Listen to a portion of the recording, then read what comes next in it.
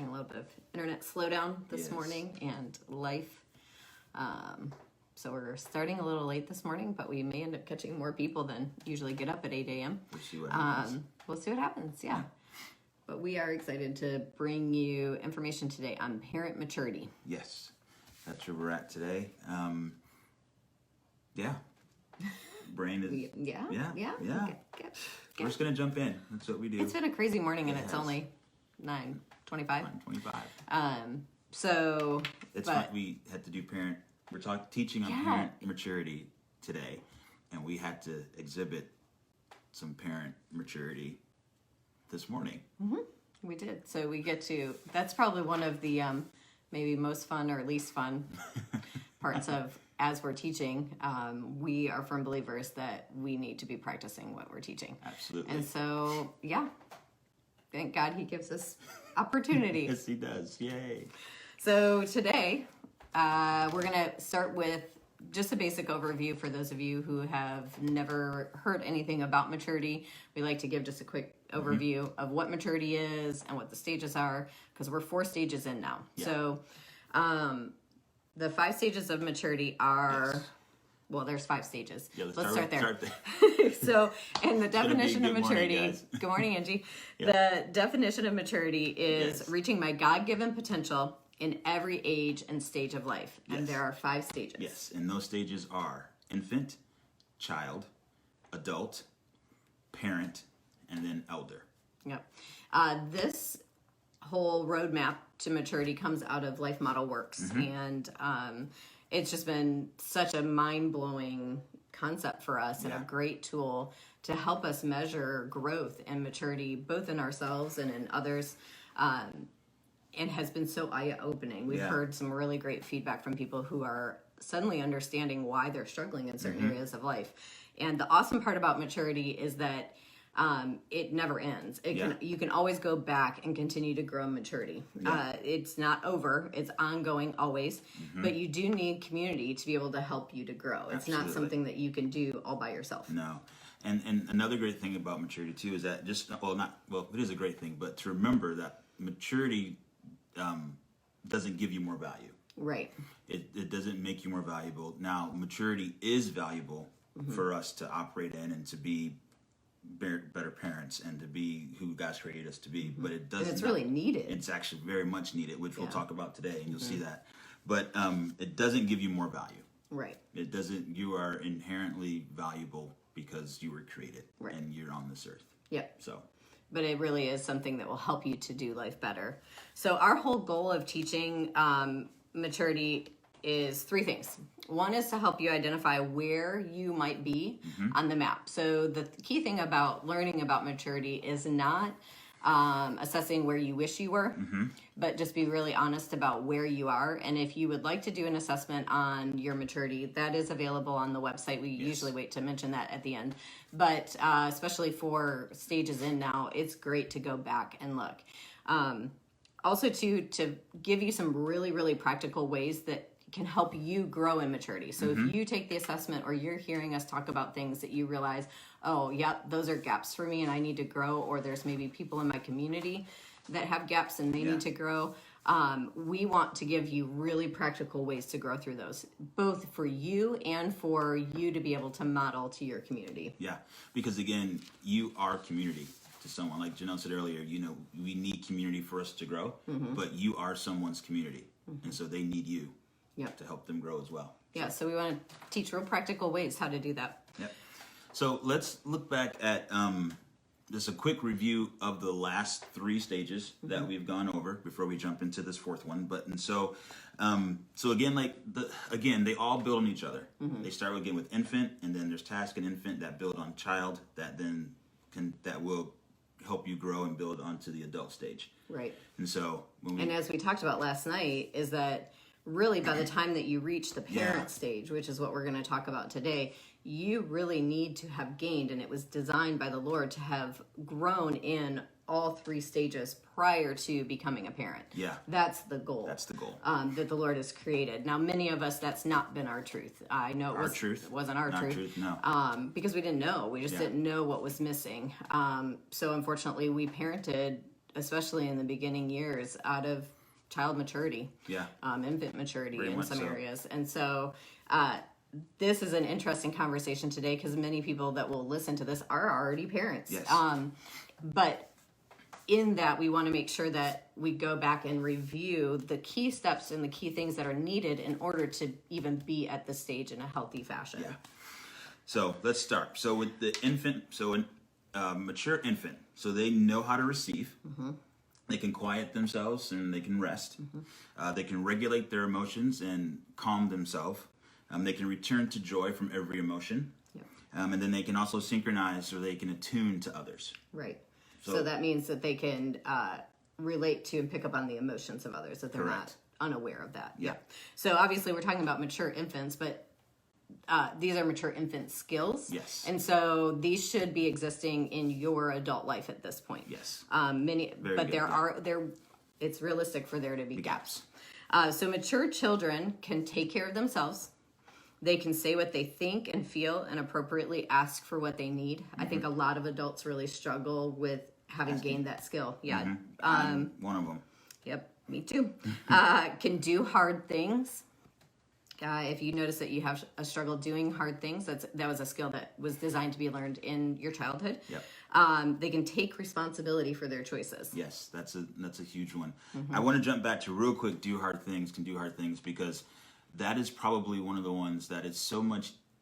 They're all easier to learn at the earlier stages, but that one in particular is super easy to learn. The younger you are, the older you are.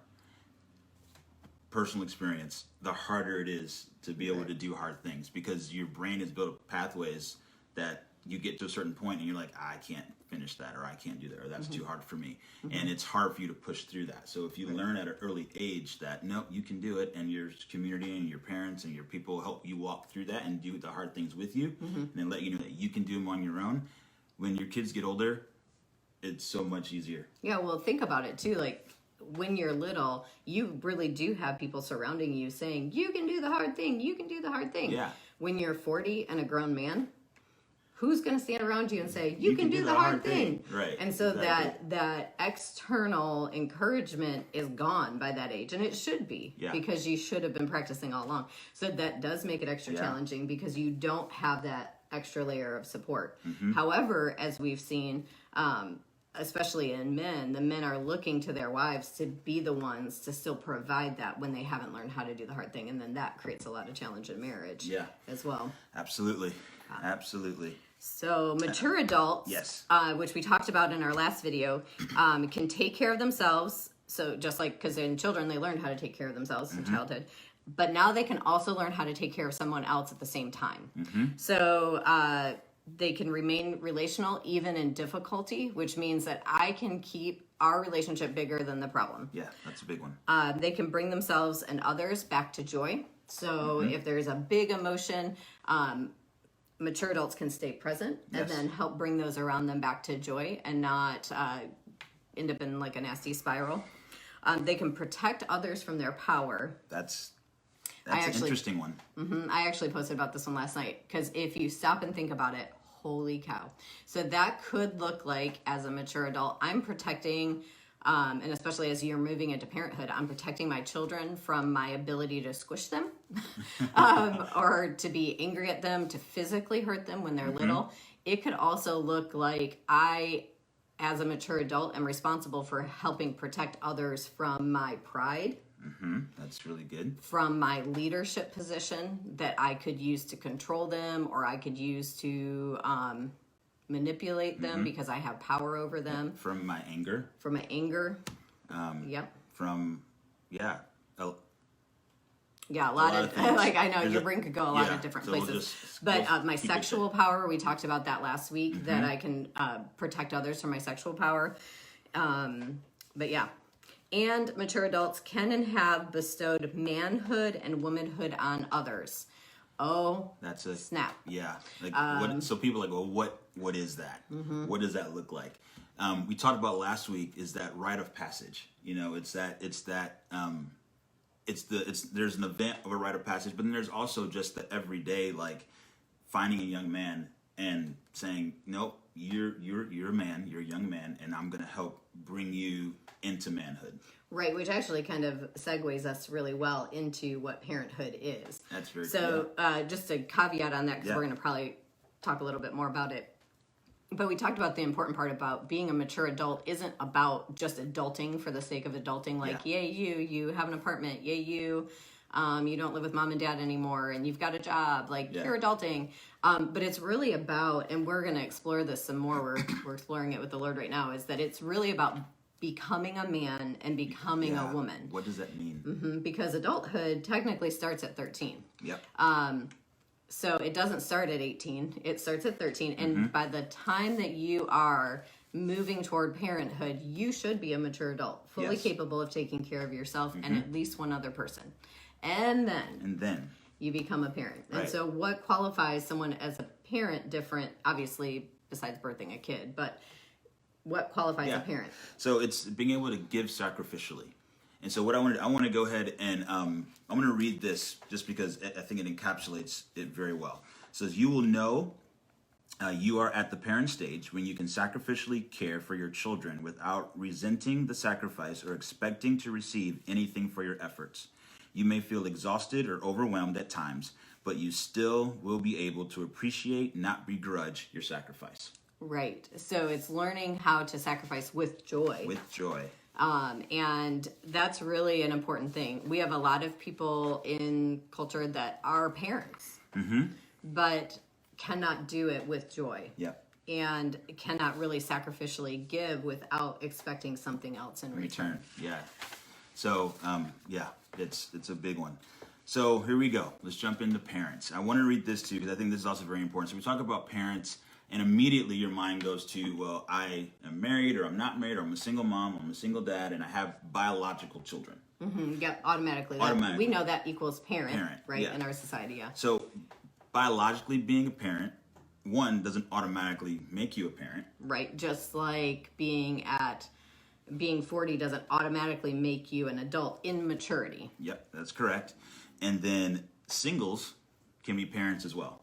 They can, yep. Yep, and we're going to explore that today too. We will. We're going to get into a whole section about that. So if you're single and you're listening to this and you suddenly disqualified yourself from being a parent, thanks for even one, tuning in and checking out what this is. But two, this does meet you. The community needs you to fill this role. Yeah. Whether or not you're able to biologically have children or have chosen to biologically have children yet, community needs you. Yep, and believe it or not, you can be 18 years old and be a parent.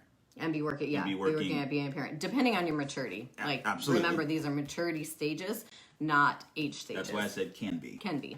So rare. Yes. It's not possible. But we will. So let's jump into it. So the age group for parents is what we say. The parent group. If you're going to look at a bracket, like the infant is 0 to 4 or 0 to 3, child is 4 to 12, then adult is 13 to the birth of your. So your parent stage would be the birth of your first child until your last child or your youngest child becomes the age of 13. Right, because at that point they now have should have entered adult maturity, and now you're raising them to be adults. Yeah, now you're teaching They them. can take care of we might have lost you. We're back. You're back. That's the definition of adult maturity, is the ability to, you might see our little sad faces. You might. So I'm going to do a little work here real fast. So we're still going to probably be up there. Yep. Hopefully we didn't skip a beat. Here we go. Okay. Anyway. This is something new. It is a morning. All right. So let's back up because I want to make sure this thought is all the way through. Yep. So it's from the birth of your first child. Yep. A parent is a birth for your first child through your youngest child becoming or entering that adult maturity stage, which should be 13. Begins at age of 13, and you're like, how is that even possible? Right. And so what it looks like is, again, by the time your child reaches 13, they should have learned all the skills they need to be an adult. Which means I can take care of myself. And I've completed the ability to take care of myself. And now I'm learning how to take care of others. Right. How to take care of one other, myself and someone else. Right. And then all the other skills that go along with that. Right. And even the brain at that point also switches from really being a part of a family unit tucked under parents to beginning to really need to find its identity in the community, in a group belonging that's outside of the immediate family unit. Yeah. Which I think in our culture we wrestle this and we actually prohibit it from happening. Because we're thinking, oh, you're not mature enough yet. Right. But actually the brain has already reached that stage, and then added some hormones in, so it gets real fun for everybody. Right. And so it's hugely important for the community and for the parents and for other adults to come into their life to help them learn and regulate the emotions, regulate the craziness that's happening, because you physically lose the ability, you lose the ability to not lose the ability. Your ability to control emotions and control your reactions and all those things actually diminishes. Right. And so it's important that they have a solid community around them, solid identity group that reminds them of who they are. Right. And this is how we behave. This is how we act. This is, you know how to do this because you've learned. Right. And to remind them and to help them practice those skills to maintain all the things they've already learned. Right. So it's really important, and we'll talk about this in the parent stage, but that we're preparing our kids to enter that stage. I think a lot of times we wait until they're 14, 15, 16, and we're like, okay, now we've got to like put all this together and instill our parenthood in you and teach you all these skills, because now I've got 2 years left before you're an adult. And really at that point it's too late. Yeah. They already tried to start to operate at 13 on what they've known from the past. Yeah. Their brain is literally shifted over. Their development within their body and their chemical makeup has already shifted away from you. And so it makes it much more challenging if you wait until you think they're ready. Yeah, you can think of it this way too. We were talking about this last night. You know, the infant stage, it's like you're building a house. So the infant stage is like the foundation. It's like you're digging the trench, you're pouring the foundation, you're making it solid. That child stage between the age of 4 and 12 is where you're actually building the house. Right. You put up the framework, you put in all the wiring, you put the roof on, you put the shingles on, all the windows are in, you've painted it, it looks really nice. And then at 13, they're ready to move into that house. And then so the job is from 13 until the birth of their first child is to teach them how to maintain their house. Right. So imagine. And often that takes the community. Yes. And so imagine. That might take someone else who's a plumber. Sorry. No, you're good. No, you're good. You're right. But it takes the plumber, it takes electrician, it takes learning how to make the phone calls, learning how to do the thing, learning how to change the filters. But imagine, so let's say they live in that house for 3 years or 4 years with no maintenance. Right. And now you're trying to make up for 3 or 4 years of maintenance work. Yeah. Imagine moving most 13-year-olds into a house right now. Yeah. That wouldn't go well. No. But and obviously that's not a real physical thing that we would recommend to do. No. But we're talking more about taking ownership of their bodies and their emotions and having the capability to maintain those with the help of the community by the time they're 13. Exactly. But let's skip back for a minute, because now we're getting ahead into a lot of the stuff. Sorry. So just like we talked about in adult maturity, you don't just show up at 13 and you're a mature adult. You show up at 13 and you're a young adult learning how to mature. So you have a whole stage of progress that has to happen. In that, from 13 to the birth of your first child should be plenty of time to be able to grow in maturity. Yeah. So just like that too, I think it's important that we talk about it in the same way with parent maturity. That oftentimes when you first become a parent, that's good. Thank God the Lord gives us infants who don't need us to explain the whole world to them. Yes. Who just need us to show up and we get to learn in really, really tough ways. He gives us this helpless little adorable baby that pulls on our heartstrings and enables us to muster up out of us that sacrificial love, because we could be exhausted from days and days of not sleeping, and then you get that first little gassy smile and it's all worth it somehow. Thank God they didn't come out teenagers, because we're also learning how to grow in parent maturity. Yes. Because we also need to be maturing as our kids are maturing. Yes. Because we need to be different parents when our kids are 1, 2, 3, to when they're 7, 8, 9, to when they're 13, 14, 17. Right, for sure. Yeah. So when they're 20, 25, all of those as we're learning. Yeah. In this stage, what does that look like? And are we mature enough to do that? Because we're still growing in our maturity because we're a few years into this knowledge as well. And so we're playing makeup, which gets challenging when you do already have adult kids. Yeah. So Rooks, go ahead. So the primary goals of parent maturity is to sacrificially take care of children with joy. Yes, absolutely. And just like every other stage, there are needs and tasks. And so there's things that we need to do as parents to grow in maturity. And there's things that the task or that the community needs to do to help us. I did that backwards. You did, yep. I did it backwards. But you understand what I'm saying. So the parent maturity needs are, I need this from my community. Yes, thank you. Did that Yeah, backwards. that's okay. Yep. The parent tasks are, I have a job here And I have that I'm to do- responsible for. Yes. So in all of the maturity stages, there's both needs Yes, and needs and tasks. tasks. Yeah. Yep. So You think we haven't done this, 4 times now. or looked at it and wrote it out and all that stuff. So parent stage needs Yes. are one of the first needs of a parent is an encouraging partner. Yes. Tough to just say that bluntly. Yeah. Many parents don't have an encouraging partner, but God did design it that way. Yeah. And He really does know what's best for us. So He didn't design it that way in the way that shame on anybody who doesn't have one. No, that's not what we're saying. No. What we are saying is that life is better in community, and the Lord knew that. That's Yeah. the way He designed us to be, is in relationship. And we were never meant to be parents alone. Alone. Mm-mm. Yeah. So if you find yourself in that situation, something that, or if you know someone who's in that situation, they really need you. Yeah. You, as a single parent, really need someone to walk beside you on this journey. It is not meant for you to do alone. So, I was just going to say, just part of our story is, granted, she wasn't a single parent, as in like a single parent, but there, for the first probably long time of parenthood, for a long time. First part of a long time. Yeah. Accurate. Accurate. She was a single parent. She did it on her own. And I wasn't there like I should have been to support and to walk through and to be the partner that she needed. She can do it. She did it. And praise God, she did a great job. But it was never meant to be that way. Right. We shared this actually at a conference we were at a couple months ago, that was I able to do it? Sorry, that would be our cat. Was I able to do it? Yeah, I was.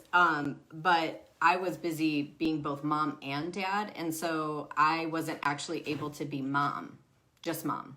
And so because I was responsible for both jobs, I couldn't fully do my job. And God didn't design it that way. And so, could I do it? Yeah. Did I do it? Yeah.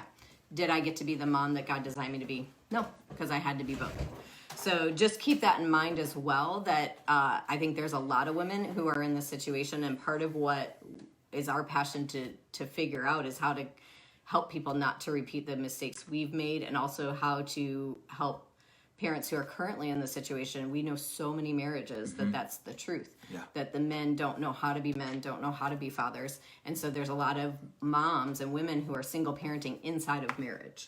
So anyway, a little bit of a tangent, and there'll be more information, I'm sure, that'll come out as we prayerfully develop what the Lord wants us to deliver on that. But we know that's a very real story as well. Yep. And then there are the situations where it's flipped, where it's the other way around, where dad's the single dad and by Mom's choice, not available. and mom's not available. So, it all, it's all there. It all makes sense. So, so again, let's see. So we said encouraging partner. They need guidance from elders. And so what does that look like? That looks like someone who's been there, done that you can look back on where their kids are, and you can see how they raised their kids and where their kids are and how mature their kids are, and you go and an elder and you say, hey, I need help.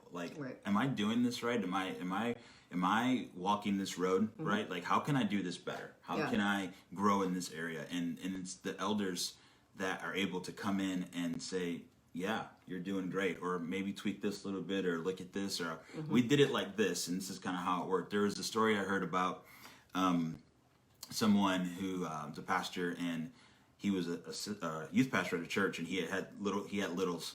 And I don't remember the exact situation, but the senior pastor, they have grandkids now at the time, and they basically said, when our kids were little, we stopped doing ABC, whatever it was. And this young guy, he was like, well, I'm going to do it this way. This is what all the Bible, this is what all the books say, and this is how we do it. He's like, and when my kids turned like 14, it was like, oh, maybe she was right.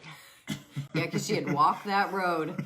She had walked that road. And I think for us, that's been a lot of this process, I think, is us realizing what hasn't worked. Like, what has worked, we have amazing kids that are mature in a lot of areas. And then there's other areas where we did not do a good job, and because we weren't emotionally healthy. So it left gaps for them, and we're learning that where that is, and we want to help other people not to have to walk that same road and get into their kids' 20s and realize, oh, yep, if we would have just known that. And a lot of even what we taught last week, especially the adult maturity, gosh, it just put a fire in us again for young adults, because we're just like, man, if they could learn this. I was just going to say if they could learn this in their 20s, it would change everything.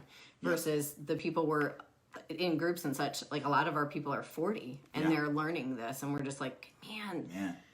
20 years of heartache and pain and frustration and feeling shame and failure did not have to happen. And so, I mean, it doesn't have to happen. No, it doesn't.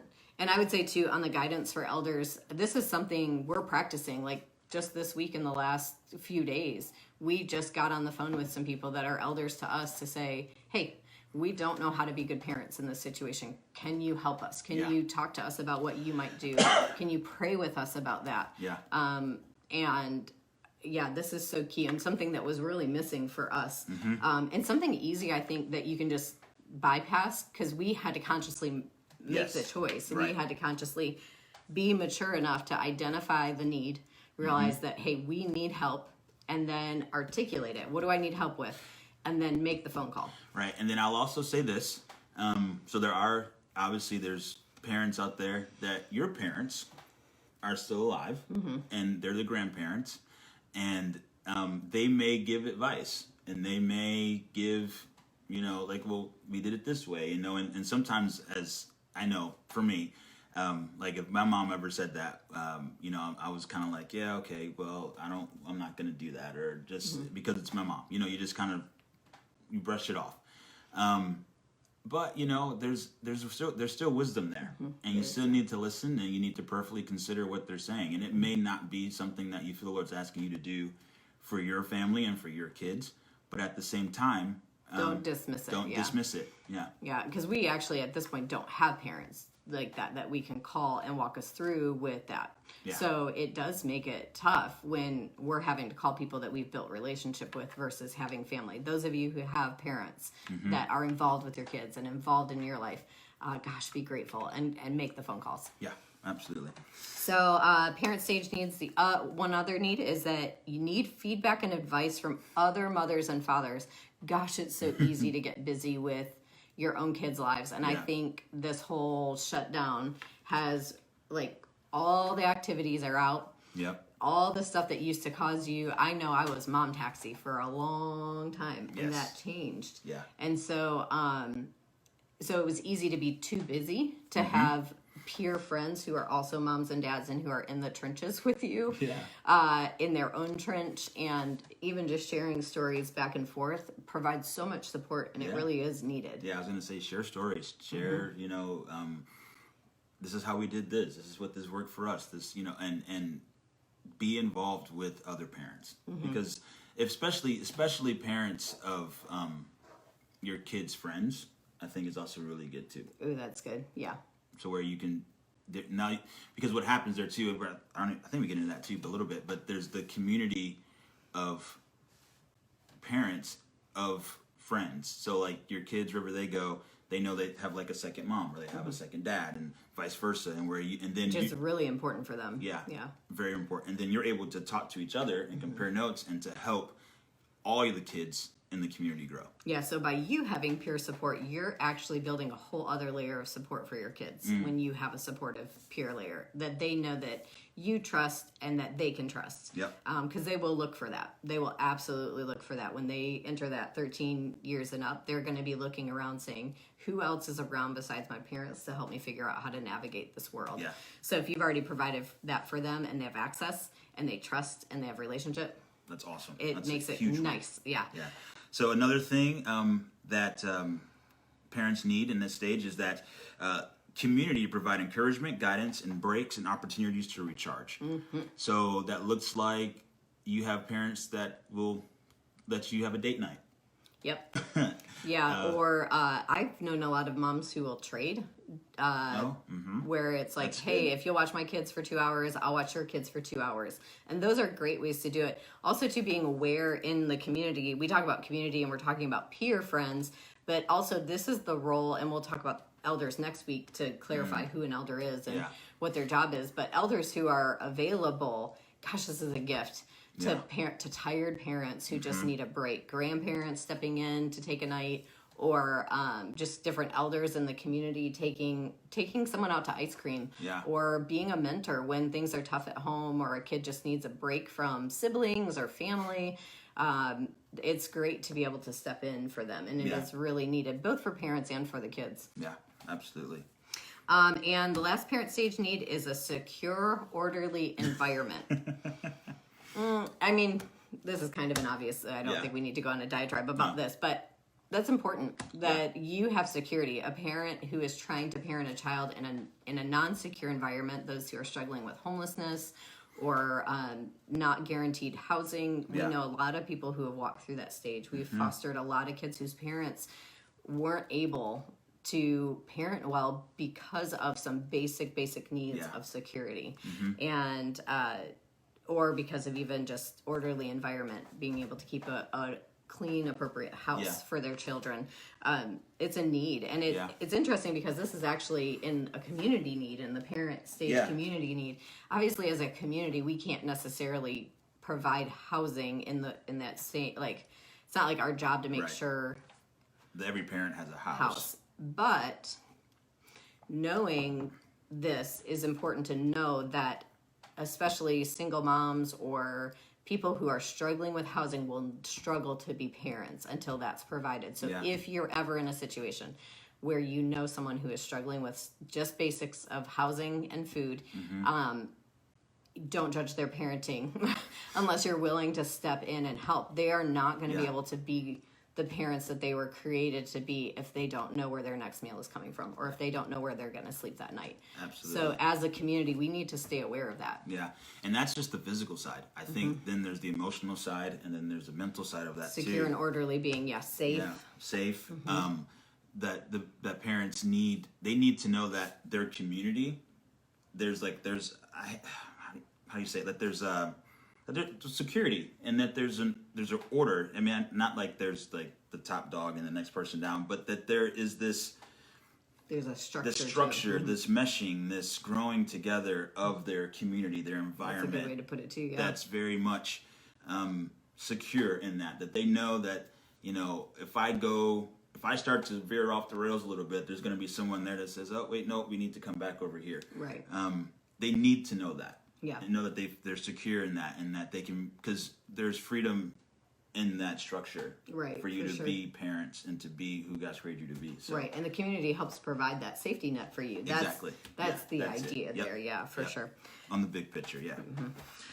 So there's also, again, we talk about, needs and tasks. And so there's also tasks. So these are the things that parents themselves, that we need to do individually to become mature parents in this stage. So again, this is a growing yes thing. So yes, day one you birth that first baby, or you bring a child into your home through some other means, you won't wake up with these. These are things that have to be practiced and grown in. Yeah. So I think this one's interesting. So is to give life without requiring anything in return. If you think about it, it's really how the Lord wired us. It's how He created us, because He's a giver of life, and He doesn't require anything in return. He freely gives all the time, and so for us, it's really, I feel it's a task that we have to do, that we have to freely give, right, in order to really be fulfilled in who we are as parents. Right. And God didn't ask us to do that on day one. No. Like, here we are, probably 20, 25 years into life, and now he's saying, okay, you should have learned enough. I've designed this world and relationship for you to have received enough to now be able to give sacrificially. Yeah. And So you're, without needing anything back. yeah, so you're literally looking to take care of yourself and someone equally. Right. Yes. Well, and not even just equally, but Sacrificially. But sacrificially. Yeah, I'm sorry, I said that wrong. No, it's good though, because adults do look for those equal.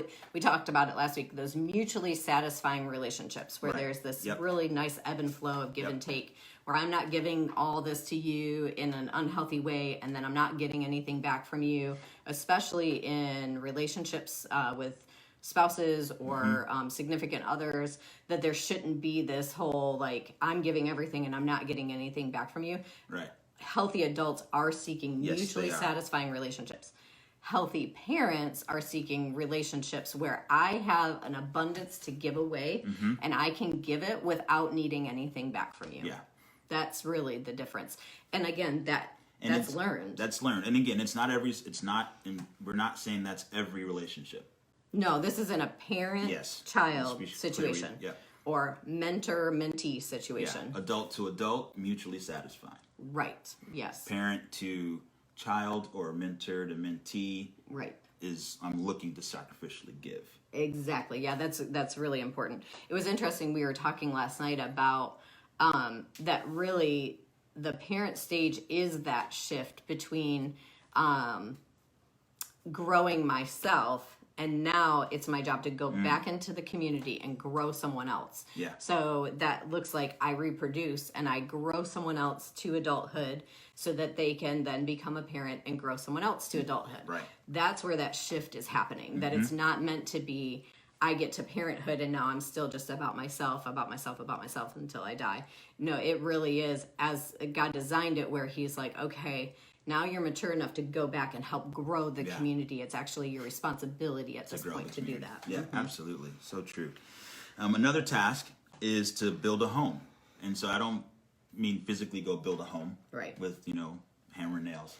But it's about building safety, about belonging, about identity. It's going out, it's building a place where your family feels all those things, where they know when they walk into those doors or they walk into the yard, they come into the property, that, man, this is where I want to be. This is where I know who I am. This is where I know I'm safe. I know that I can be myself here, and I can be completely vulnerable and know that I'm safe. Yeah, and that might look like 3 years old, or that might look like 12 years old. Obviously, those things will look different at different stages, but really, we're talking about just real basic, kind of what we talked about in the parent needs, is that building that basic, secure foundation, that home that is safe for that child to learn how to be who they are. Yep, absolutely. So another parent stage task is to protect my family. And that looks like physical protection, emotional protection, mental protection, and spiritual protection. And that protection sounds funny when you say it with those other words, but really, like, it's my job to steward my child. So my child nothing should be able to come in without it passing through me. Yes. And so that's actually our job and our responsibility. When we talk about these tasks, that's what we're saying. We're saying, I have to be thinking about that as a parent. Yeah. That this is part of my job description, for the lack of a better word. Right. Yeah, we say, just making sure that we're on the front lines. We are absolutely looking to protect, and the next one is serve, but protect our family from all the things that are out there that could potentially harm our family. Right. No that doesn't mean a bubble. Yeah, doesn't mean a bubble. It doesn't mean a bubble. We want our kids to be able to function in the world, in society, like not create this little like tiny place. Doesn't mean they don't get hurt or there's not some discomfort that right. happens. Because remember, our kids have to learn how to do hard things. We Right. want them to learn how to fail really well. We also want them to be able to function out in the regular world, because Yeah. our goal, remember, is to grow them into adulthood. We're going down, we're picking them up, we're reproducing and pulling them into Yeah. adulthood to be world changers. Yeah. So what that looks like, I think, is we create those opportunities, and if they fail, or if there is sadness, or if there's hurt, or if those big six emotions that we've talked about before, that we are able to protect them from living in that space. That's good. Not experiencing it. Right. Right. Because it's good to experience Sadness. and anger and grief and know how to recover from it. Yeah. Because that's one thing. Again, that is life. That's That life. is life, yeah. But that's also a task of our parenthood. It's in here somewhere. But it's to bring our entire family back to joy. And so what that looks like is that means that they're going to experience those things. They're going to experience hardship, but you protect them to where you're protecting them in the fact that it's okay to feel it. It's okay to it's okay. It's Yeah. okay to be any of those emotions. It's not okay to live and act out of those emotions. Right. Yeah. Yeah. It's- That's good. Yeah. And even to remember, mature adults protect others from their power. So protecting our family also looks like protecting our family from ourselves at times, from our own immaturity, from our own emotions. Yeah.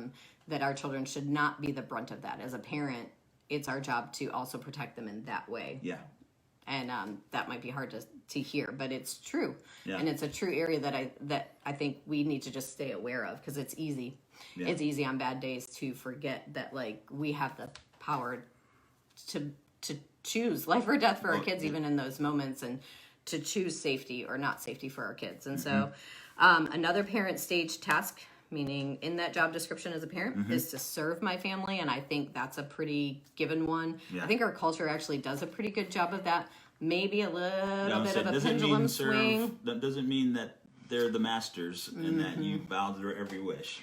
Right. Yes, because we're growing them toward maturity. That's our job. Yes. So, but it is serving in the way that I back kind of to that sacrificial thing, that I'm willing to give up some of my wants and desires for a season to be able to make sure that their needs are met appropriately. Not all their wants. Not I'm going to go into hundreds of dollars, thousands of dollars worth of debt to make sure that they have every toy they could ever dream of. We're not talking about that. We're also not talking about dads working 100 hours a week so that their kids can have everything they want and need. Right. Actually, serving your family might look like working 40 hours and coming home and being on the floor playing with little tykes. You know, that might look like serving your family. Yeah. It also might look like a weekend project in building a shed because your family needs something. Right. But there is an important balance there. I There's think we can absolutely get that balance out of there. alignment pretty easily.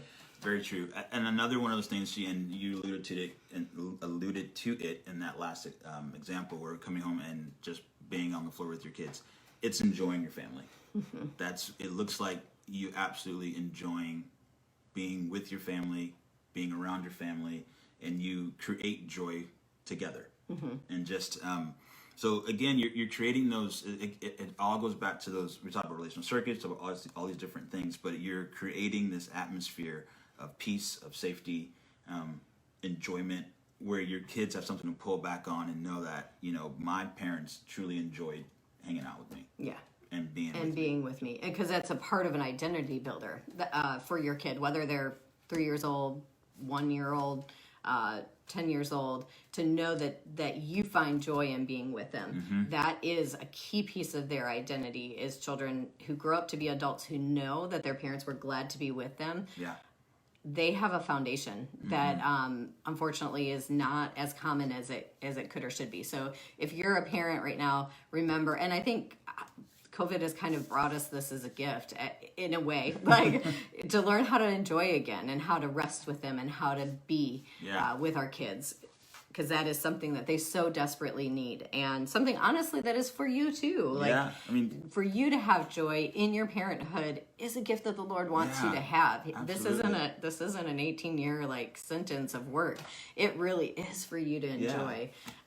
So don't forget those moments and stay present for those moments. That joy is there, and it's available to you. Yeah. Let's see. So a couple more real quick is just to mature your children, mature my kids. We talked about that as, again, going back and pulling them from infant to child, child to adult, and then from adult to parent. So spending the time and teaching the skills and walking alongside and preparing them to be mature adults and parents. Yep. That's good. Another stage task is allows and provides spiritual parents and siblings for their kids. We talked about this at the beginning of the video, that our kids, when they hit that 13-year-old mark, are looking for group identity. We talked about that in our last video. It's our job to find those people for our kids and to set them up for success in that area. If you wait until your kid is 13 and you're like, good luck, go find that group, they may or may not choose well.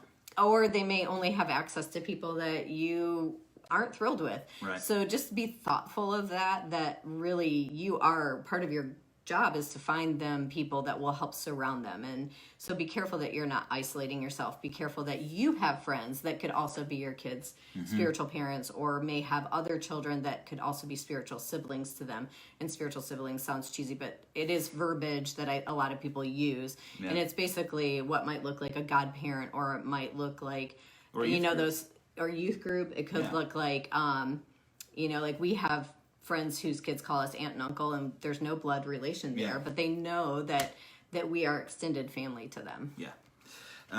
Another task there is learning how to bring your children through difficult situations and help them returning to joy.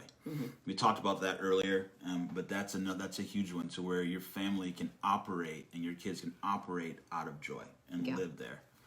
Yeah, and that's also a task of ours, is to actually stay present in their big emotions.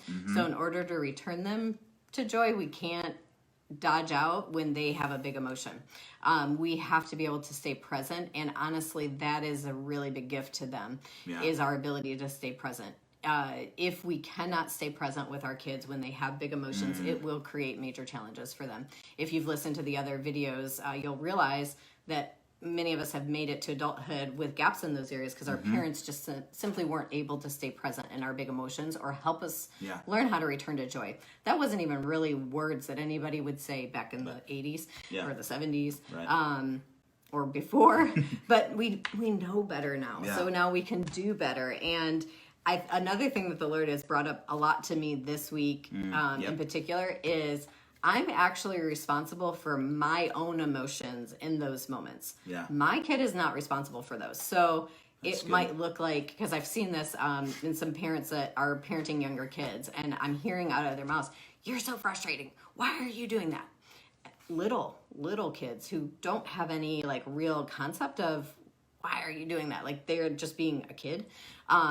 Remember, in those moments, your kid is not responsible for making you frustrated. No. You're responsible for the fact that you're frustrated. Yes. And so you need to get a handle on those so that you can still continue to be with your kid while they're being frustrated.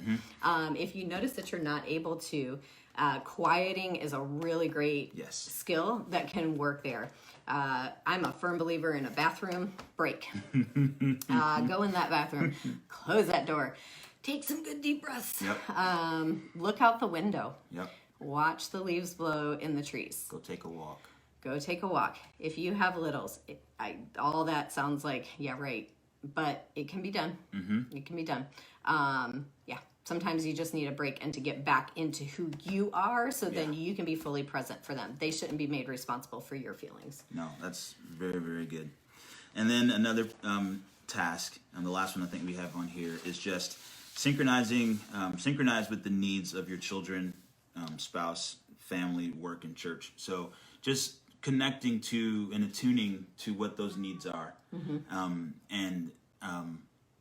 And if you're able to meet those needs. Yeah. But definitely be attuned, because what that's going to do, it's going to create this attachment that they know that you see them and that you're attuned to them, that you understand them. And then you let them know if you can meet it or if you can't meet it. But I think the fact that they know that he sees me, or that my mom sees me, or that my dad sees me, and understands where I'm at and understands what I need, is huge. Yeah, it is huge. This is an interesting point that we haven't talked about yet that I think is important. Because in the church, I think we get this wrong, in that a lot of times we're asking parents who are in the parent stage to be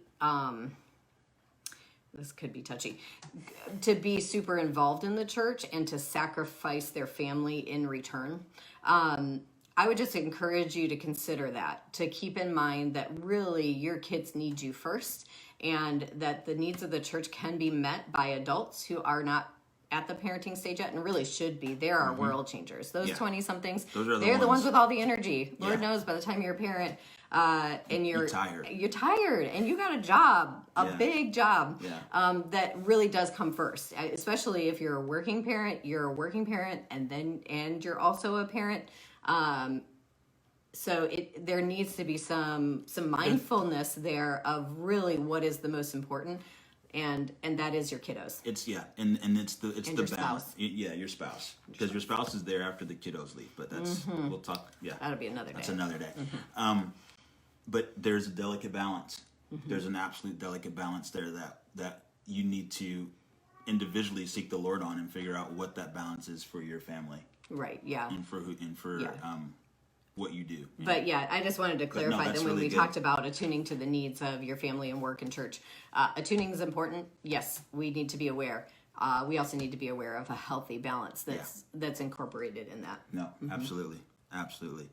So let's talk about some holes, some parent maturity holes that you might see, some obvious ones. So Yeah, he skipped. Oh, I skipped the whole page. We don't want to skip this page. This is a good page. So, It's been a morning, guys. It has. And the cat meowing is just distracting the mess out of us. Anyway, so learning how to discipline in love is the last task of a parent. And this is important. So our brains are wired so that conflict and discipline should always improve and bring connection and acceptance when it's done correctly. Yeah. I think a lot of us, or a lot of parents, are avoiding the discipline and the correction because they're really worried about losing relationship with their kids. It's actually designed to build relationship with your kids. When you can confront and you can discipline with love, it will actually build a greater bond. Yes, absolutely. That is 100% biblical. Yep, 100% biblical. 100% biblical. It's. I don't actually know the address of it, but basically it just says the Lord disciplines those that He loves, and that's in the Bible. And I really think from learning this and just what the Lord has really showed us is that because He understands and He knows that He's gonna. First of all, He knows He's gonna discipline you the correct way. Oh, yeah. He's gonna do it the correct way, and so Love first. Love first. So what that's going to do, that's going to drive you closer to Him, because it's His kindness that brings us to repentance. And so that is going to bring us closer to Him through the discipline that He gives us. So because He really is for our best. The discipline that He brings to us, in the same way the discipline that you bring to your children, should be from a place of my heart is fully for your best interest. My goal here is to help you become all that God created you to be, to help you to grow in maturity. Yeah. And so that's why I'm choosing to help keep you on the path that God has designed and keep you in health. And most of the time when we have to discipline, it's back to health. Yeah, it's all about health. And that's why that statement is, when it's done correctly, that our brains are, He designed our brains to grow closer together. Yeah, because there's nothing like a bond built. I mean, I've not experienced this, and maybe it's just a visual in my mind, but if you're running off of a cliff and you don't know that the cliff is there, and somebody reaches out and grabs you, and then you realize, oh my gosh, that cliff was there. I didn't even see it. Thank you so much. You are indebted to that person for life. And that should be our thought about discipline. It shouldn't be like, I'm some taskmaster trying to... But it really should be, I love you enough to keep you from running yourself off the cliff. And if I have to throw myself in the path, I'm going to throw myself in the path. Right. And that's, I think, what parents is what we should be doing. It also looks like, and discipline isn't about just correction. I think we need to talk about this too. That it isn't just about, you did something bad, so now I need to correct it. It might also look like really healthy structure. It might look like having your kids learn how to do chores. It might look like giving your kids age-appropriate responsibility.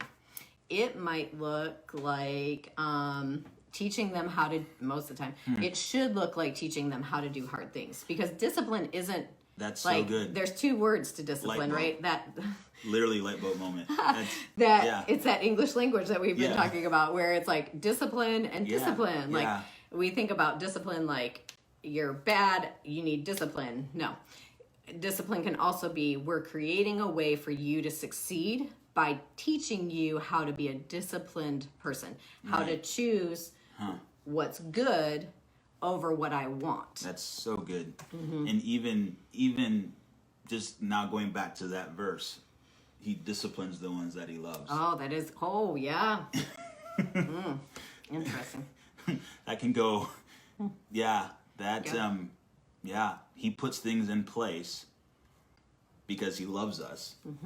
And he wants to mature us. Yeah. And he wants us to be everything he created us to be. And he wants us to learn how to choose what is good. Not just what we want. Yeah, so there's a duality in that word. Oh, that's good. Wow. That was good. Okay. All right. We'll be chewing on that one for a little Yeah, bit. we are. Yeah, I think we've already we've covered that. So let's talk about all right. singles as parents. Yes. So there's 3 types of parent styles when you are single. Yes. So it could look 3 different ways. One could be supplemental parenting, Yep. which looks like you're helping with training, introduction to the community, protection. That could look It's like a mentor. yeah, it could be a karate instructor. Yeah. It could be a boys and girls club mentor. Yeah. There's a camp counselor. There's Yeah, a so variety many. of ways. A youth group volunteer. Yep. All those can be supplemental. So you assist with training, introduction to the community, and then protection. That's what all those things are for. I think even there's discipline that goes into that too. Just a lot of different things that goes into that supplemental section. Then there's the stand-in. So that's when a parent is unable to be available for whatever reason at any given time. So it could be a foster parent. Right. It could be a parent. It could be an aunt or uncle whose their parents have for whatever reason they're incarcerated, or they've gone away on a long trip, or they're in the military. They're a single mom and they're in the Or maybe military. they have health issues. Yeah, health issues, anything like that. So then there's that single person that can be a stand-in while the bio parent is taking care of whatever they need to be taken care of due to whatever reason. Right. Yeah. It could also look like, I think this is important, parents' emotional health. Yes. If a parent is not in a place where they can parent in a healthy way, it might look like you standing in for that parent. Maybe even not physically bringing the child into the house, but still giving the child an opportunity for attachment and love and belonging in another form or fashion. Yeah. And to this should never look like you pitting yourself against that bio No, parent. never. That's never the goal. A lot of people struggle with this piece. It's in support of. Yeah, it's in support of. Even if the bio parent is not making good choices, that child will always have attachment to the bio parent, and it is a deep attachment. It is their first attachment. If we work to try to break that attachment, it's going to continue to break the child. So whichever way you might find yourself as a stand-in parent, remember that it really does need to be as much as possible. Obviously, there's some bio parents who are very unhealthy, and I think you have enough wisdom to determine that. But still honoring that child's parent with the child, because it really does not matter. If we've learned anything in foster care, it does not matter what that bio parent has done to that child. No. That child still loves that parent. Yep. We have horrific stories that we know of that kids have endured, and they still love their End mom of the and day. dad. Yep. They want mom and dad. No matter what that parent has done to Yep. them. So honoring the child in that situation. However, if you can walk with a bio parent, continue to be a support in some way where you're not trying to pull the child away from the attachment from their bio parent, but can still stand in and support. provide what that kid really needs, that is a gift. Absolutely. That's a gift. It's a huge gift. And it even goes in, I think, with even just community, like parents that are of other friends, or having someone in the community that your kids can go to, even if there are two capable parents, but having someone else that can be that stand-in parent when they're like, oh, I'm really fighting with my parents right now and I don't know what to do. Someone they can go to that can stand in and support your kid and support you. Right. And they're not coming into, you're not dividing that. You're not divisive. You're not taking one side or the other. You are supporting their relationship, but you're standing in as the parent in that moment. Right. Yeah. Yeah. So that's good. And then there's the replacement parent. And that's I mean, it is what it sounds like. It is. It's a permanent replacement when a parent is lost for whatever reason. Yeah. And so that could look like adoption. That could look like guardianship. Guardianship can look a couple different ways. But now you've stepped into the role of mom and dad, or mom or dad. This has actually happened with us over the course of our lives, where a lot of our kids that we call kids actually are not necessarily legally adopted by us, but we are their replacement parent because their parent just is lost. Yeah. Some of them are still alive, but just will never have the capability to be a parent, or some of them have physically lost parents. Yeah. I know for me, I would love a replacement mom. I lost my mom when I was young, and so this can be such a gift to people. And don't think about, I think what I'm trying to get at here is that don't limit this to a child. Yeah, that you have to good. parent like a child in this situation. It could look like, if you're an elder, it could look like still providing that replacement parenting or stand-in parenting for an adult. That's really who good. could really benefit from a mom or dad. That's really, really good. Yeah. So that's really good. So let's look at singles as spiritual parents. So please know this: God is the one who calls you to this. This is not something you take on your own. You don't just go and say, "I'm going to be your spiritual." No, this is something that the Lord needs to call you to, for sure. It also needs to be done as part of a community. Yeah, because you are single. Right. Yep. You should never be trying to choose one child and pull them into isolation with you. It really, again, back to the very beginning, parenthood is meant to be done with a supportive partner. Yep. So if you are a single, and you're looking to parent, don't forget that piece, because we haven't covered that. Don't forget that piece, that you still need a supportive partner. So that might look like, I've actually known some really amazing young ladies who are single but have chosen to foster parent, and they do it with their best friend. Yeah. Like, how cool is that? I know 2 young ladies who literally bought a house, and they were single, didn't have any prospects, and they felt really called to foster care. And so they just stepped up to the plate and fostered together. Yeah, that's awesome. But they had each other, and that's the important part. Yep. You want to focus on the same gender. I mean, that should go without saying, but you definitely want, and there's reason for that, and we'll get into that, but you definitely want to men with men, women with women. Again, because only a man can bestow manhood on a boy. Yep. And vice versa. So you want to, because that's the goal. The ultimate goal, even in the spiritual part of it, the ultimate goal is to bring them into spiritual maturity as a man, and spiritual maturity as a woman. Yeah, and emotional maturity. Yeah. And so only other men can do that. Yeah. For men. Yeah, and this is where those bonds come into play. Yep. That because the goal here in parenting, whether biologically or in this situation with children that are not your biological children, the important part is that an attachment is built and a bond is built.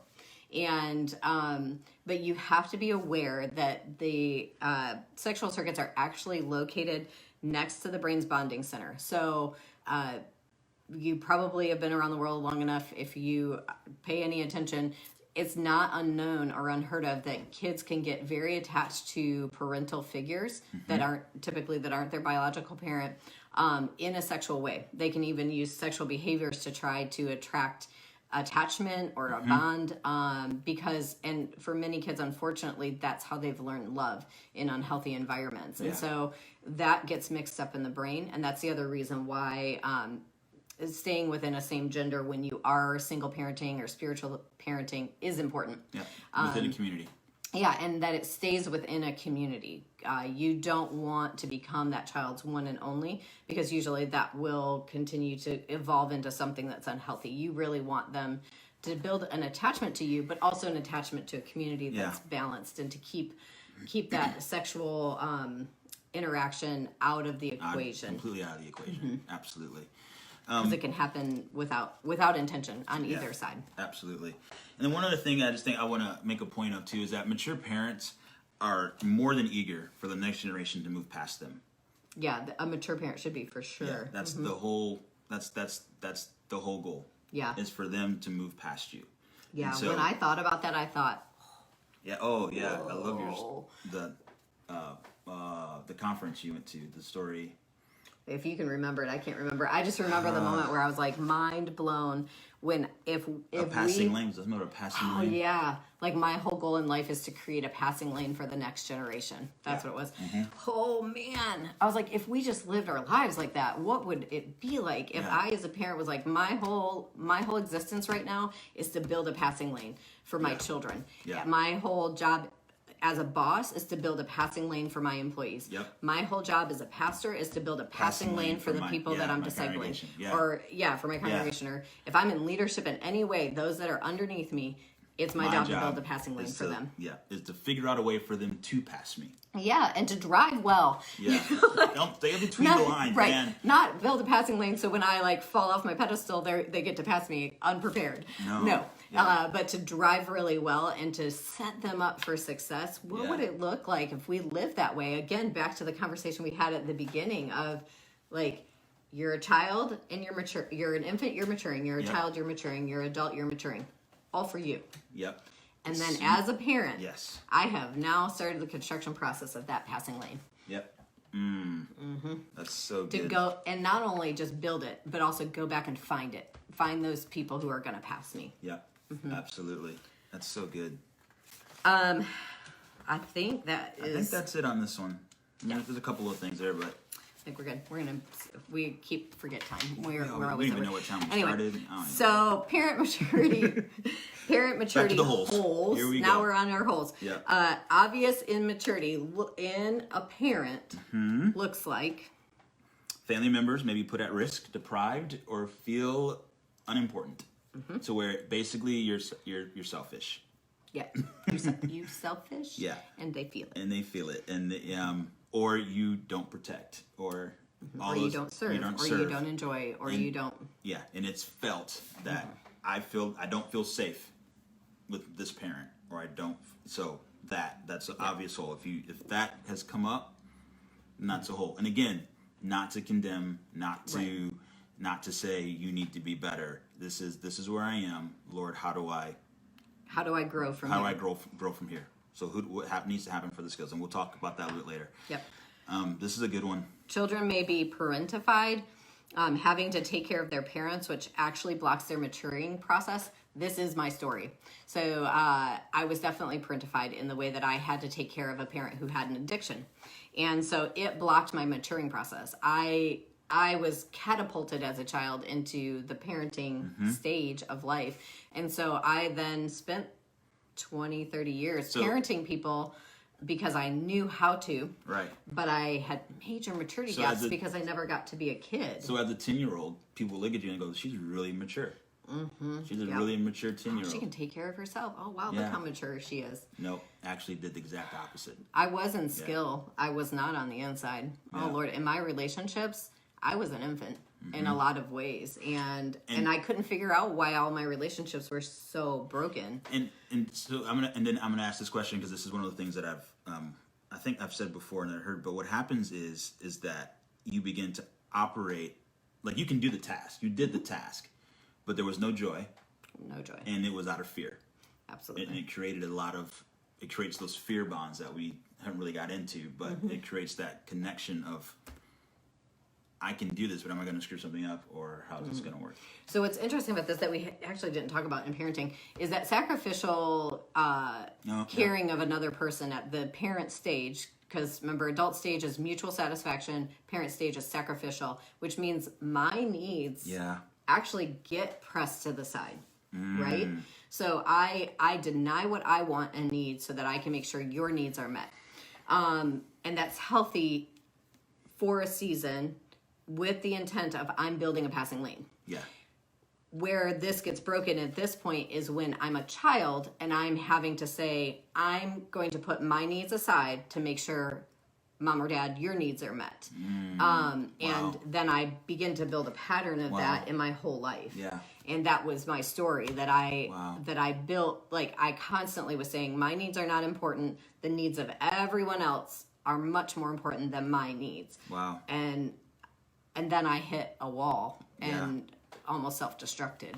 And so because that wasn't what God designed for me to be. That wasn't the life he designed for me. And the thing with that wall took about 30 years for For me to finally hit the wall, like for it to be like, I mean, you hit well, it. I had hit it probably a billion times. Yeah. But it became evident that there was no getting past this wall.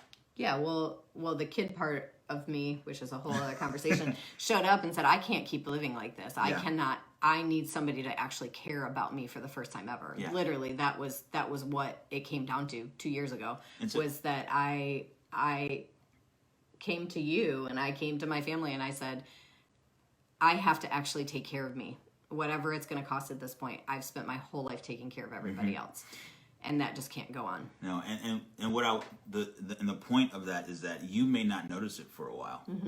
It may because you're mature and you can do the task. You're doing the things, You're right? doing the doing the things, and life is going, and you're driven. You are independent. You're successful. At that point, I had owned a business for 12 years. Yeah. We had fostered 70 kids. Yep. We had been married 20 years. Like all the things that like would give us gold stars in society. Yeah. We were leaders in ministry. Whatever. Yeah. Like all the things that would give us gold stars. And but that's the thing. But it means nothing. Right, because I wasn't actually getting to be who God designed me to be in that stage of life. Yep. So even though I was a parent, I didn't get to I wasn't mature enough to actually be the parent that God designed me to be.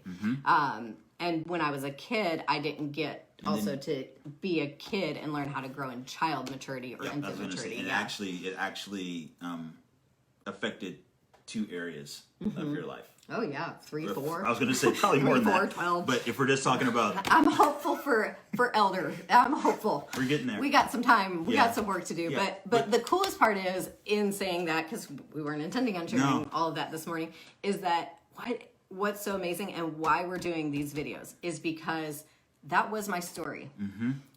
Was. And I have grown so much in 2 years just by knowing that I was missing gaps, that I had gaps in my maturity. And what do I do about that?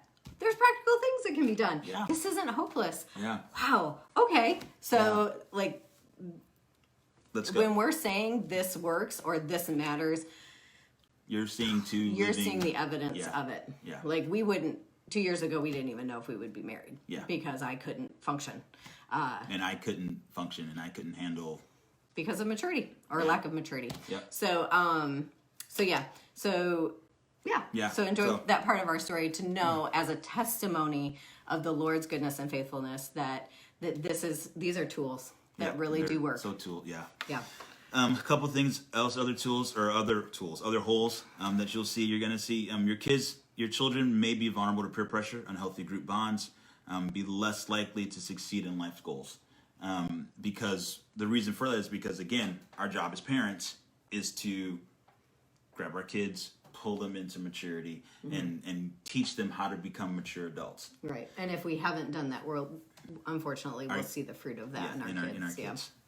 And I think one of those, another piece that needs to be added there is that they won't be able to do hard things. Yeah. Yep.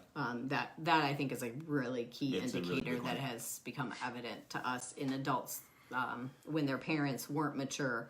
A lot of times it shows up in them being adults that can't do hard things. Yeah, very true. Parents may be, so that's an obvious immaturity, because remember too, by this stage as a parent, you should know how to return to joy from every emotion.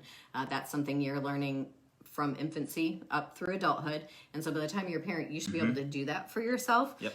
If not, then you're a parent, and that's going to show up in not only in you and in situations in your life, but also in reaction to your children's feelings. You're going to have a hard time returning them to joy, or you returning to joy from their amazing ability to trigger you. Yeah, because they got it. Yep, they got it. They know it. Yes. Yep. And then the last one is just hopelessness and depression. Yep, and just a broken family unit, like that yeah. disconnection that exists when parents are not mature enough to lead their family, and you have kids who are struggling with identity and belonging. Yeah, I don't think we need a lot of description. No. I think families can come to mind. Yeah, whether they're our own or whether they're someone else's. Yeah, that's obvious. So again, in quick, just a recap of that. So the primary task of parents to be completed is sacrificially taking care of children with joy. With joy. With joy. That's the big one. So if you're doing a great job, you're killing the game at taking care of your kiddos, and you feel like you're checking a lot of boxes, check your joy. Yeah. Check your joy. The Lord wants you to be able to do this with joy. He created us. He created us to do it with joy. Yeah, and it's something that's, yes. Yep, and your kids pick up on it. Oh yeah. Yeah, they need know. that joy factor as well. Not just that you're checking boxes, but that enjoyment of your job as a parent. Family. Yeah, and that you're enjoying your role matters. Absolutely. It really does matter in their identity and sense of belonging. Yep. That will last a lifetime. Absolutely. And then a resulting problem, if maturity in adulthood is not completed, is a distant or conflicted family relationships. So again, it's that broken family. It's or maybe it's not a quote unquote broken family, but it's a disconnected family that they just aren't on the same page. There's just a lot of disconnection and a lot of Disjointedness. You can sense it. You can sense it. Yeah, for sure. Yeah. The bond is missing. Yeah, absolutely. Okay, so what do we do? Yep. What do we do if you've been listening to this and you're like, okay, I can see at this parent maturity stage, I'm struggling.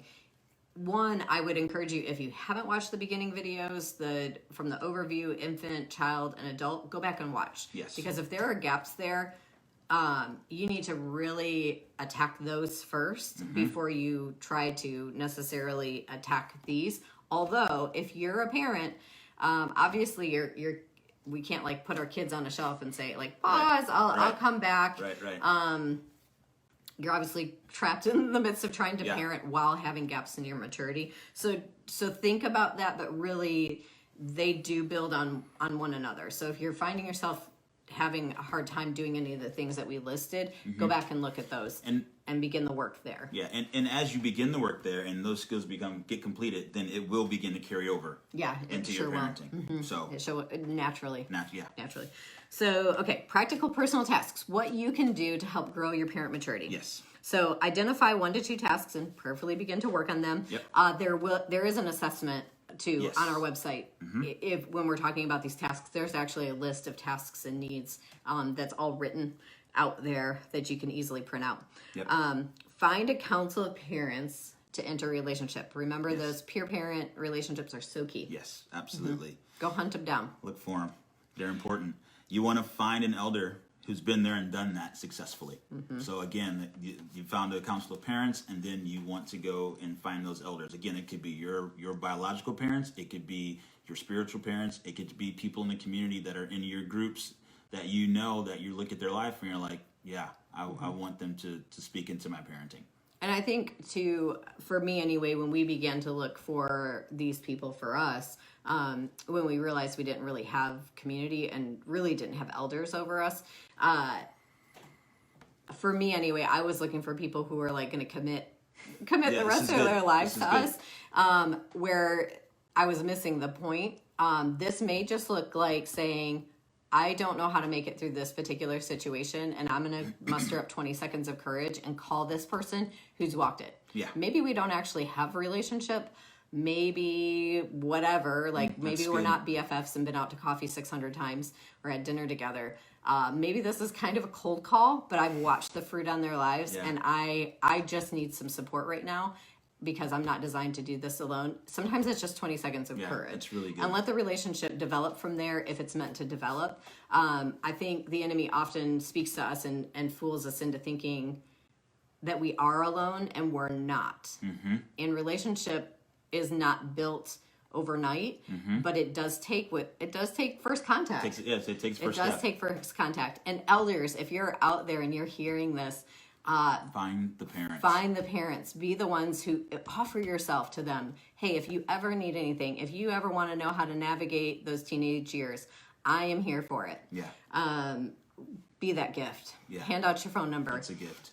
Truly a gift. Those phone calls can mean the world. Yeah, absolutely. So you want to also begin to do things that make your home feel safe and secure.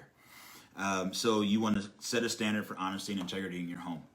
To where your kids know that there are boundaries, and we are honest here, we're vulnerable, and that there is a level of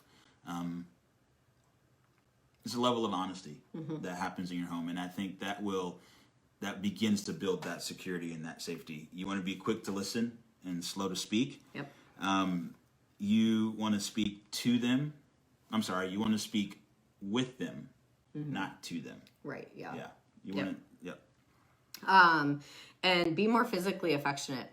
It matters. Yeah. It really does matter. That we talked about in one of our very first videos about relational circuits, and relational circuits are turned on in us and in those that we come in contact with, other human beings, simply by touch. Yeah.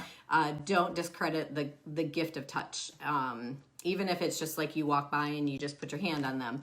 It doesn't have to be a 3-minute hug every day, although those are good. scientifically Those are proven nice. to change lives. Yes.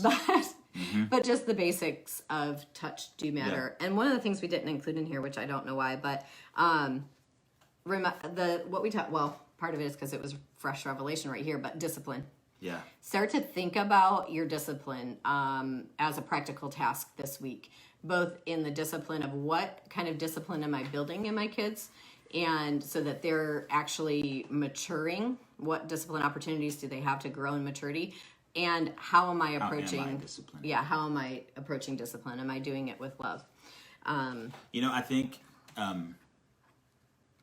we'll, I don't know. I think we need to do anyway, yeah. You have us for however many Wednesday mornings until the Lord says stop. So what it's more stuff. We're going to mine that out. We are. A bit what that looks like. All right, so grow your joy bucket. Yes. Grow your joy bucket. What in the heck is a joy bucket? So a joy bucket is your capacity to manage tough things in life. Okay, so if without joy, the Lord created us to have joy. Within our relational collapse, where that's actually the topic of the week this week that we're about to pass out this week, is what is joy capacity and how do you build it so that way I can navigate and endure hardship well. Right. Lord knows that parenting can be a lot like enduring hardship well. Yeah. And if I don't have joy, remember we're supposed to be doing parenting with joy, and I don't have any, my bucket's empty, that's going to be tricky. It's going to be a problem. Relational circuitry is, again, back to the video, is one way to build joy. Emmanuel journaling, another way to build joy and build our joy capacity, because we didn't talk about this either, but it's not in here, because trauma happens when someone else is not able to be with us. When you feel alone. Yeah, when you feel alone in the middle of a hard situation is actually what causes trauma. Yes. So when I have parents who don't have the ability to stay with me in a tough situation, trauma's going to occur. Yep. Or if I'm dealing with trauma from my past, from my childhood, if you look back, it's likely because there wasn't an adult there with you. Right. So we have to remember that as parents, that we actually can't be living off of fumes. Yeah. Even though our needs do get diminished, we're not supposed to be walking zombies. Right. Like, we have to be healthy.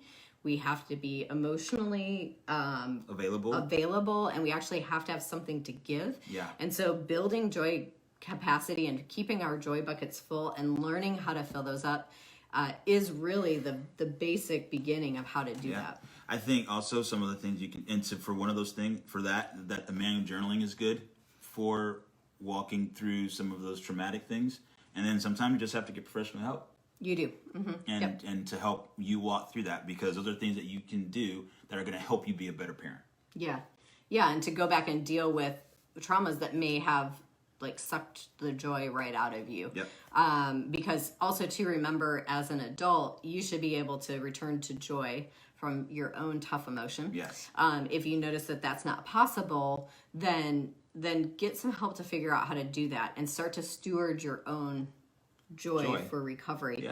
And part of that too, there's manual journaling, there's practicing appreciation. Just practicing thankfulness every day. If you can sustain thankfulness for 3 to 5 minutes, it actually shifts the ability for your brain to contain joy. Yes. So think about that as a possible avenue. Quieting yourself, then bathroom breaks, come back to joy. Put some pictures of your kids in the bathroom that you go Yeah. to retreat to, that the last time you went to the beach and you remember them all standing and just giggling and having Yeah. a great time, that last memory that you have, or multiple memories, maybe the moment they were born, go ahead and put those on the bathroom walls. So when you go in there to take that deep breath, that you're reminded of really what your heart feels towards your kiddos. Yeah. Another way, real quick, that you can do personal or practice appreciation is just telling your family what you appreciate about them. Write it out, let them read it, or even just tell them and just say, I really appreciate this about you. I really enjoy when you do this or when we do this, or I just enjoy you because you're you and you're funny and whatever it might be. But again, begin to speak those words over your kids of appreciation, and also it's what it's going to do. Two things: it's going to turn on their relational circuits, but they're going to be connected to you, and also turns yours on as well, so you can be connected to them. And that attachment and bonding is happening. It's hugely important. So we talked about. And then the last thing that you can do as a practical task to grow your joy bucket is that, again, even though you are sacrificially loving your kiddos, you're still a person with your own identity.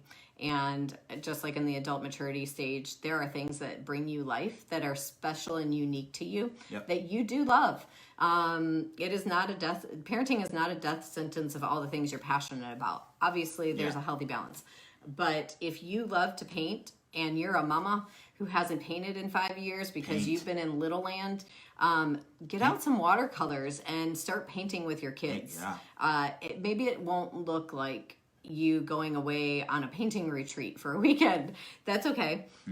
What would it look like for you to still get to do what you're passionate about and what matters to you and what does bring you joy? Do you love to garden? Get out there and start digging with the kids. Maybe you're not going to have an entire half-acre garden, but maybe you plant something in a pot and you water it together. So don't give up on the passions that the Lord has given you that do bring you joy, and pay attention to what those are and restore those back to your life and invite your kids along. That's what I was going to say. Well, invite your kids into what brings it's that you mutual joy. mind. There it is. Boom. Y'all know about that. And the last couple things real quick, because I have no idea what time we started. I have no idea how long we're going. Because we usually go to 8 to 9, and here it is, almost 11. And we started, I don't even know. So let me do these real quick. Okay. And we're gonna call this thing a day. So practical community tasks, because again, you are someone's community. So you can be that council of parents for other parents. So you can absolutely get a group of parents together and just start to be a community and a council of parents for each other. And again, 20 seconds of courage. 20 seconds of courage. That might look like a phone call. Yep, that's all it takes. And that's where it starts. Yep. You want to be that person in the community that does encourage, that guides, and that you're able to give breaks and opportunity for other parents to retreat and to recharge. You want to be those friends. You want to be the people. You want to be what you need people to be for you.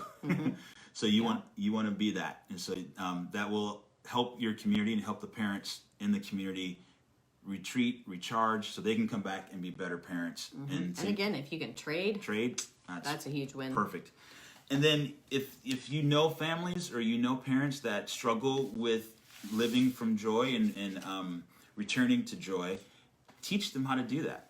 Tell them about quieting themselves and what a manual journaling is and what appreciation is. Yeah, if you've read those resources or listened to them at all and it's starting to change your life, share them. Yeah, and to help, I mean, could you imagine if we have a community of people that return to joy, or a community of people that are living out of joy, where joy is not an option. It's like when things get a little dicey or we get those big negative emotions, and you've got people around you that can say, no, we need to take a minute here and take some deep breaths. We need to quiet, and we need to have some appreciation. And you're living in a community that's doing that. I mean, think about that even huge. In a multi-generational context. Oh, yeah. Like, I know when we fostered, we would have littles that were like off the chain. Yeah. And we're trying with our own immaturity to like manage and be present, which we didn't even know these were words then, but trying to be good parents to that kid who's been affected by major trauma. If you have another layer in the community that's able to like that we talk about the stronger, wiser mind and about trauma. And this is how secondary trauma happens in foster parents, is when I'm trying to manage the child's trauma and I don't have anybody trying to help me. So think about that when we're talking about community tasks. You may not have a parent who's necessarily having a hard time or even immature or even doesn't have joy on a normal basis, but maybe there's situations that they need your joy to pull from. They need that stronger, wiser mind to pull from, and providing that for them actually benefits that kiddo down at the core of it all. Absolutely. And it may not, even in those single parenting, it may not look like, bypassing that parent, but it may just even be loving that parent well through that, so that they can return to joy because you're helping provide that for them. I think too, this looks like, I know for us, there's been many times where people who are a little further down the road from us have just invited us into life and just to go to their lake house that they've worked really hard for, and it and they let my kids be kids. And so there's been times where it's like, okay, this is going to be okay. I can do this. Yeah. And they didn't say anything. They didn't give us parenting wisdom. They didn't, return us to joy or give us a skill to learn. Like, it was just, they freely shared their joy with us. They were able to, they gave us opportunity to retreat and to recharge. Yeah. Okay, we're going to finish up, but one thing that I don't want to bypass, because we have this really, I don't know what it's going to look like once it gets up. It's going to look similar probably to this, but we have this really... You keep taking my stuff. I'm sorry. It's all right. Today's been, today. Go for it. You're in it now. There's going to be a piece of paper on the website. As I go back to work in my own business, and Tennyson goes back to work putting amazing resources like this piece of paper that he's about to tell you about up on the website. But so there we go. I was doing some research and looking at this, and this is really interesting to me. It just talks about, I really feel, I just want to take a moment and speak to fathers, if there's fathers listening. If they're not, then wives, get the fathers and have them come listen to this part. Mamas, get your sons. Yeah. There is something that can't be manufactured. There's something that can't be made up that is in a father towards their kids. And what your children need from their father, from a healthy, or and this word here is a mature, redeemed father, and what that looks like. Man, we've been given authority by God to on this earth to be dads and to be fathers and to be husbands, and for some reason we've abdicated that role. We've just let it go, and we have not stepped up to the plate like the Lord has called us to do. And the thing is that no matter even what we've gone through, what our background is, any of that, it's in us because He created us and He's put it in us. And so, as we're talking about this parent role specifically, think about your role as a father to your kids, because we have a heavenly Father who's good, and we are supposed to be His representation on the earth to the world, yes, but to our families and to our kids. Sure. The Lord spoke to me about something a couple of days ago that, like, I'm His mouthpiece to my family on the earth. So in order to do that, I need to know what He's thinking. I need to know what He's saying, and I need to continually be tucked into Him and what He wants to do.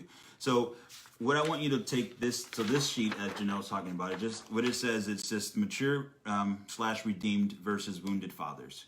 And so it goes through different things that fathers, because our Heavenly Father, He's present, He's protective, He's attentive, He calms, He enjoys, and He comforts.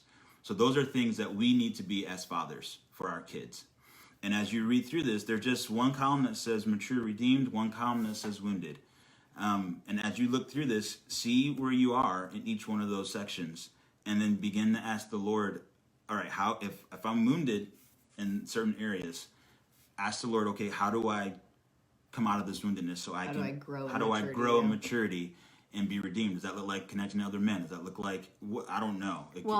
And it really probably looks a lot like having gaps in maturity. Infant, child, and adult maturity. Yep. Yeah. And so again, this resource isn't to shame or accuse or diminish value.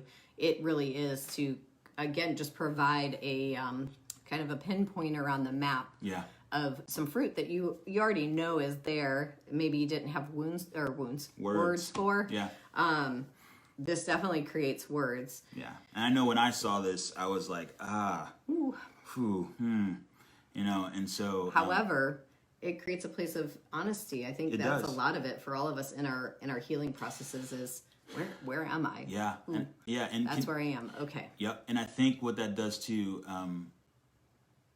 when we're able to be honest and open to our spouses and to our kids about where we are, and obviously age appropriate and things like that with your kids, but with your spouse, and say, you know what, this area of calming, I'm really disruptive in our family because of whatever, and I need to, and I'm asking the Lord to help me work on this. Mm-hmm. And if you see areas in my life where I'm being this, please let me know so I can work on this, because I want to be a calming force in my home. Mm-hmm. I don't want to be a disruptive force in my home. Right. Just what that does for the intimacy between you and your wife, or you and your wife, and then the fruit that will happen with your kids, because you guys are now closer, and your kids begin to see changes, and they see that you're being open and honest. It changes so much. And so the goal here, and two, your kids will become who you are, not what you're saying. Yeah.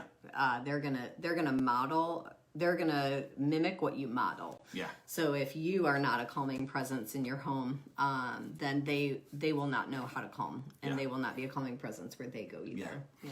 So I just encourage you to just take a look at that and take inventory. Again, like we said 40 times, this is not to judge or for you to look at yourself in the mirror, it's hard work, and go, I suck. Not pretty. That's not it. It's look at it and say, okay, this is where I am, accepting your story, and saying, okay, I can move from here, and I can work it here. Yep, and everything we're teaching is not to be taught without resources to help you grow. Yeah. And the how-to of helping you grow. And if you go through it all and you're still stuck and you don't know, like, okay, I see all this, but I have no idea where to start, or I don't have community. We're here. We're available by email. Feel free to shoot us an email. We'll figure out what it looks like. Yeah. We would love to be able to say to you, hey, we know a really healthy community that can help support you. That's not there yet. Yeah. But it is something that we're intently building and asking the Lord to provide so that we can all be what we were designed to be, who we were designed to be, both as we grow and also in our maturity. And next week we're going to talk about elder maturity. What does that look like to then give it back away, much like in this parenting stage? Absolutely. So guys, thank you for hanging with us. Again, no clue how long it is. We'll figure it out once we hit finished on the video here. But just really honored to be able to do this with you guys and to walk you through this and just what the Lord's doing with this. So we look forward to seeing you guys next week. Again, there will be resources up on the website this afternoon. And check it out. Yep. So tableandwellco.com. Yeah, that would help. That would help. Bye, guys. All right, guys. Have a good week. Bye.